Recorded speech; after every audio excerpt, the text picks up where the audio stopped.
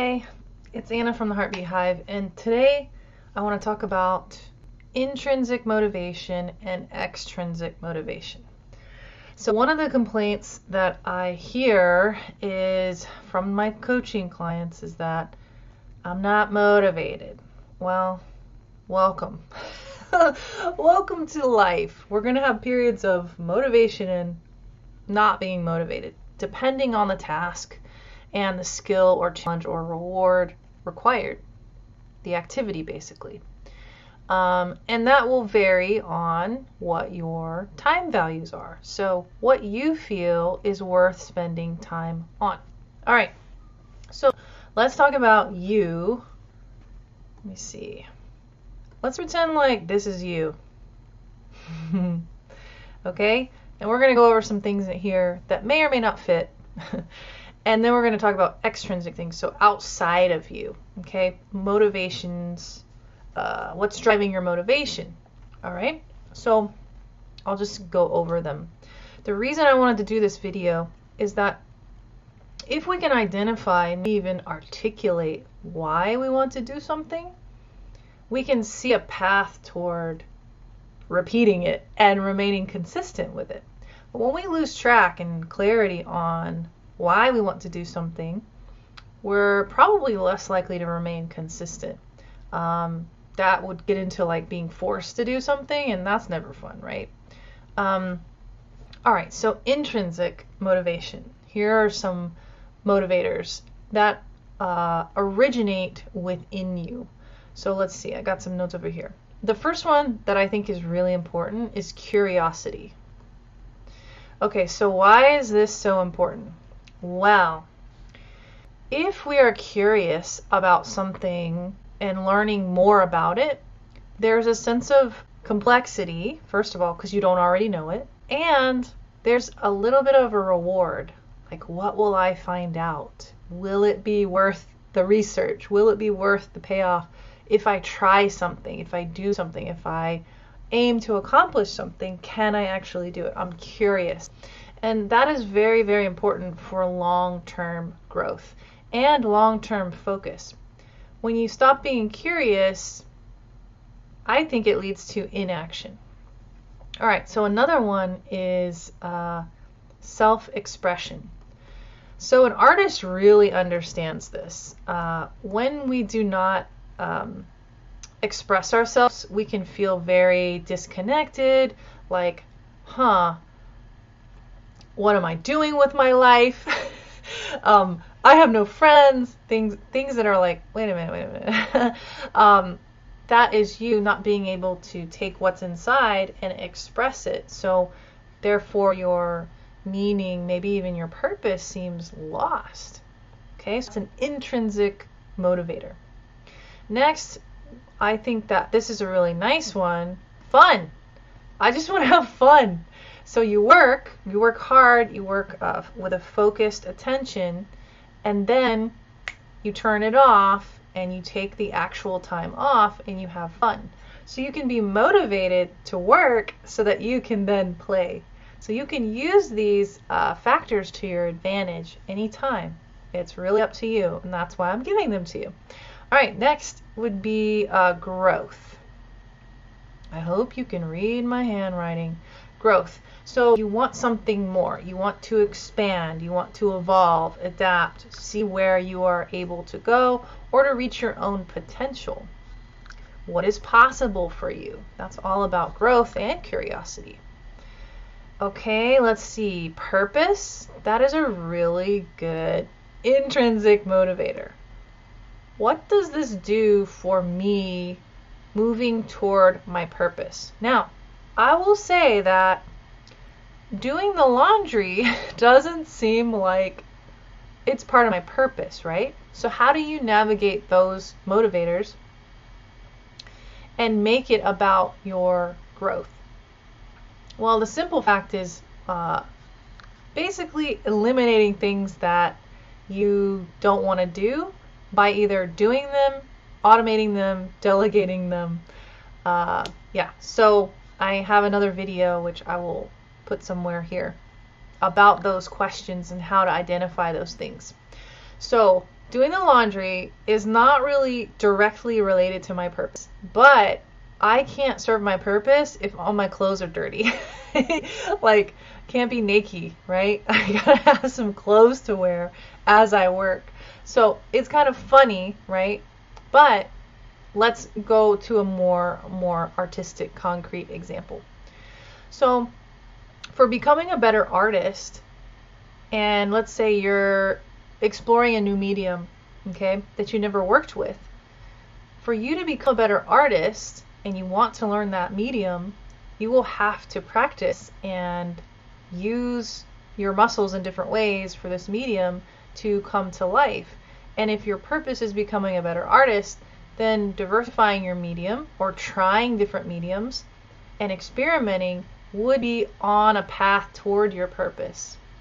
You may not commit to that medium, but the exploration will certainly help, either in you saying, you know what, that's not the right medium for me, or wow, I learned a lot about myself and how I use line by using this medium that I never really had planned to go into, but I wanted to see how it would react as I used the medium. Okay, so let's move forward. Enjoyment. That's almost like fun, right? But fun has like a relief sense to it, right? So maybe in fun there's not really like a goal or a purpose, but enjoyment, you can enjoy tasks that are mundane by putting on good music or asking yourself, how do I make this fun as you're doing it? Or when I finish this, what else can I move on to? So you eliminate that cognitive load of thinking like, oh, I should do the thing. And every time you look around, you're like, oh, I should do the thing. Or you look on your to-do list and you're like, I should probably do the thing. Instead of thinking about doing the thing over and over, let's say 10 times as you look at this list, doing the thing and it going off the list is a relief, right? So that can be toward more enjoyment. Okay, let's see. Passion. I'll put that one up here. Passion. There's always these people that are like, find your passion. Well, truth bomb. It could take you a while to find your passion, but you can be passionate about more than one thing in life. Isn't that great? Experimenting and finding things that bring you joy and that you are passionate about, even if they aren't going to be your career, if they aren't going to be long term, that is okay. You are allowed to do that. I don't know where people got this idea that you need to have one passion. Now, an interesting exercise would be to write down your passions and be curious about them and to see whether there's some intersections there. And Stephen Kotler talks about this in his book, The Art of Impossible, and he has a thing called the passion recipe. So you can Google that. All right, I think we're good on the intrinsic for right now. Let's go to, you know what? I think I'm gonna go with green. Let's go to extrinsic. Now, I want to say this before I move forward. You do not have to choose one or the other in your purpose and your path and your work. You don't have to say, oh, everything's got to be intrinsically motivated. Now, you will know when something is out of balance. And if you don't do it long enough for the wrong reasons, then you'll figure it out, right? All right, so let's talk about extrinsic motivators. So one of those would be promotions. Okay. Another would be like benefits at a job. So let's look at this one for just a moment. Getting benefits allows you to work longer, right? So you know that if something were to happen in your health, you would receive care. So some benefits are better than others. This is in the aspect of health benefits. So knowing that, having that layer of support, acknowledgement, yes, if something happens, we will make sure you go to the doctor and we will pay X amount with these benefits. So having that as a motivator is not a bad thing. You're not selling out if you strive for a job that has benefits, especially if you need them, right? Or your family needs them. So I want to just reiterate that these extrinsic motivators, they're not bad things. We just want a mix of both, okay? And I'll bring out an example if I can. I'm trying to go a little faster because I had someone say that my video was too long. True fans watch the videos and they decide if they want to continue. But I like to do these as if you were sitting with me and I was giving you a coaching session on these concepts. So if you're still with me, thank you. All right, so next we have prizes. All right, so how many of you have played the lottery? That's an extrinsic motivator. You look at that sign when you're driving by and you're like, oh wow, yeah, I'd like to have that. And you spend $2 or whatever. It's not a terrible thing. Now, if you went to the extreme and all your money went to lottery tickets, then you can see how an extrinsic motivator would be a very bad thing for you and your health and your family, because all your money would be gone, right?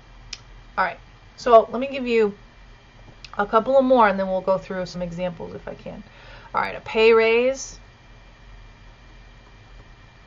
Again, not a bad thing, but doing something only for a pay raise, like you didn't actually like the job, you know, that's going to be up to you. It's going to be an internal dialogue that you've got to have. Perks. How many of you have ever signed up for like a discount card that goes on your keyring or whatever? That's a perk. And you're there and you're like, I don't know if I want to sign up for another damn thing, but then you do it anyway. You're doing it for the perks. You're doing it for the discount. And that's okay. All right. Let's see. Winning. So in sports, you may train and really love the aspect of training, but then winning is really your thing. Like, go to the Olympics, right? People are, first of all, if they make it, that's amazing, but they're after winning. And whatever winning means to them, whether it's bronze or 8th place in the world or gold medal, that is up to them, right? That's their motivation. They decide what the definition of that is. Let's see, bonuses. All right, let me ask you a question. How many of you have ever bought an online course and looked at the bonuses and said, I actually like the bonus more than the course, and you bought it? That's an extrinsic motivator. It's not a bad thing, but it can be bad when these things are not balanced over time. All right, let me see if I got all of my, yeah, I think I do. All right, so let me give some more creative examples. I'm gonna put my pen down. So let's say that you get into, you start a band, but you only started the band to impress someone. Not because you really loved playing the music or writing the songs or whatever. Eventually, you're going to hit a wall to where you'll meet people who don't like your band. And then you'll feel that feedback and say, oh man, what am I doing this for? And or you'll realize, like, oh, I really do love the music. I really do love playing in front of people, and I don't really care if they like it or not, because I'm really enjoying myself in making the music. So let's see. Let's try to find another example. Yeah, the external can also be like the perception and attention from other people. Definitely we see that with influencers and celebrities, things like that, people wanting to be famous for the validation or for the status of being famous. That is an external motivator. So what I would like to ask you to do is to take a look at your motivators. Maybe write them down like this and think about one area of your life where you can write out, why do I want to do that? Why have I been doing it for years? What is going on, and how balanced are my external and internal motivators? And some areas of life will only have intrinsic motivators. A lot of relationships can be that way, which is totally fine. Again, this is all about what you decide you want for your life. So let me just put this intrinsic, and extrinsic. That is it. I hope that you enjoyed it. I hope that you gained something from it and that the video wasn't too long. All right, until next time, stay productive, and I will see you very soon.